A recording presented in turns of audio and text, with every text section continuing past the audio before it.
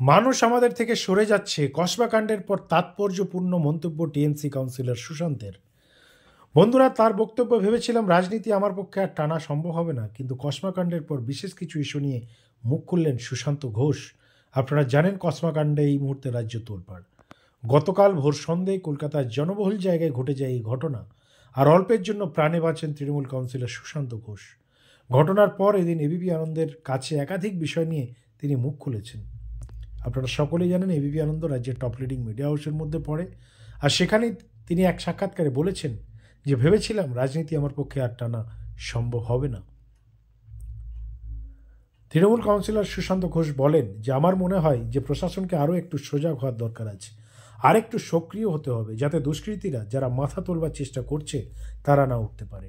মমতা বন্দ্যোপাধ্যায়ের সঙ্গে থেকে আমি যে রাজনীতিটা শিখেছি, সেই রাজনীতিটা মনে হচ্ছে কোথাও যেন সেই রাজনীতিটা একটু বিঘ্নিত হচ্ছে, কারণ মানুষ আমাদের থেকে সরে যাচ্ছে। কেন সরে যাচ্ছে তার কারণ অনুসন্ধান করতে হবে।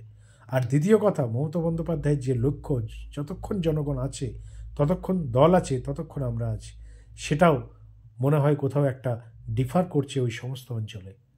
আমার মনে হয় এটা দলের আরেকটু গুরুত্ব দিয়ে দেখা উচিত।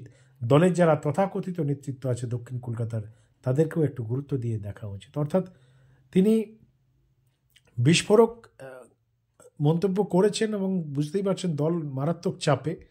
এবং তিনি একটা বিষয় স্বীকার করে নিয়েছেন বন্ধুরা, যে তৃণমূলের থেকে মানুষ এই মুহূর্তে সরে যাচ্ছে, এই নিয়ে কোনো সন্দেহ নেই।